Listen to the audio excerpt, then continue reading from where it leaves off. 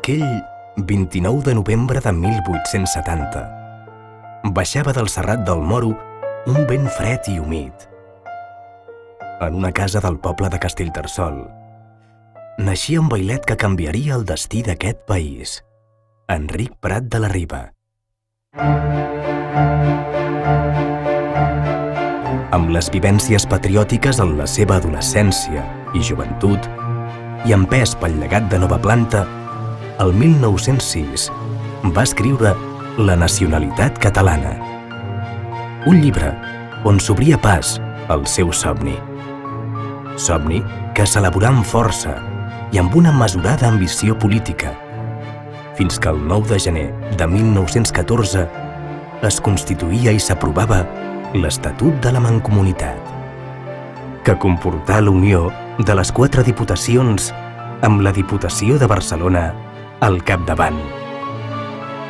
El mes de març del mateix 1914 s'inaugurà l'Escola de Funcionaris de l'Administració, eina indispensable per assolir l'eficàcia en un terreny medular a l'hora d'administrar els magres pressupostos que podia obtenir Catalunya i aconseguir allò que, en el somni de Prat de la Riba, ja s'albirava com el futur estat del benestar.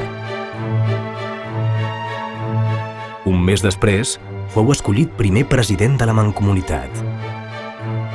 Dies, literalment dies després, s'inauguren 2 poderoses eines de govern: l'Institut d'Estudis Catalans i la Biblioteca de Catalunya, que oficialment es constituïa el 28 de maig de 1914.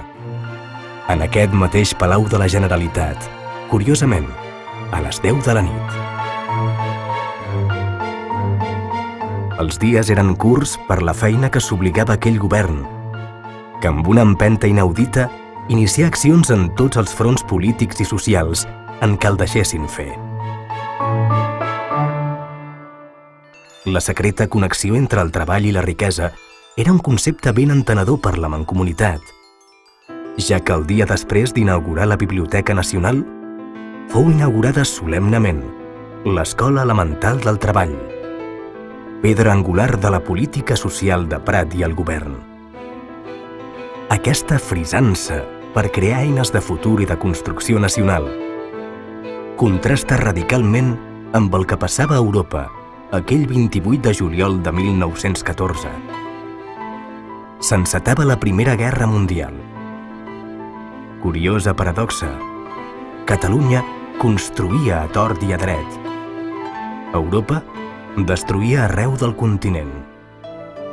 Amb aquest teló de fons s'aprovà la creació de la xarxa de biblioteques populars de Catalunya, una altra peça clau que ha sobreviscut als avatars del temps per constituir-se en una sòlida obra de govern fins al dia d'avui.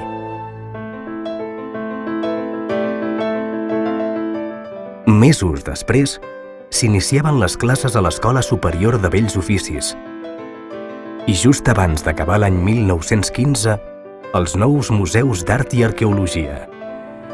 No paraven. Immediatament després, vindria l'Escola d'Infermeres i la de Bibliotecàries.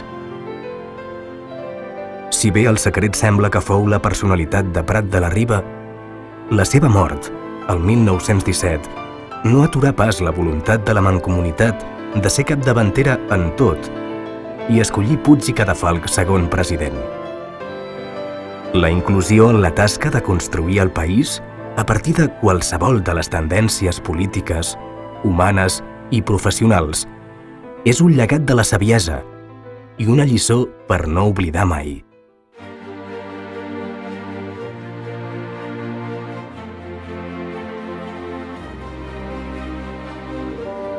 La meva àvia era bibliotecària, nascuda a Prats de Molló. Ella em va ensenyar a llegir. Recordo la passió que tenia pels llibres i la generositat amb els altres. Soc bibliotecària al Raval de Barcelona i no hi ha dia que no agraeixi les bondats que rebo.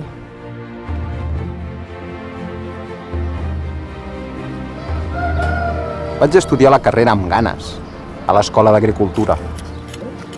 Jo de ben petit era pagès. Ara de gran començo a ser un pagès. Aquest és un país de restaurants, dels primers del món, diuen. I jo em dedico a proveir-los dels millors productes, i per molts anys.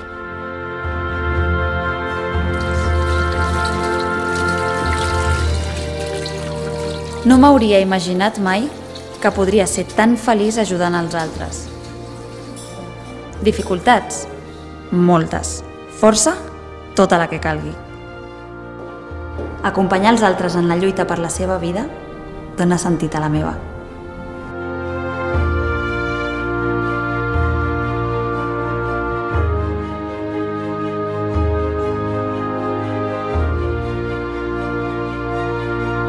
Celebrem 100 anys que la Mancomunitat és viva en moltes de les institucions actuals. Però, sobretot, sabem que segueix forta en els seus ideals de país i llibertat, per decidir, amb seny, l'endemà.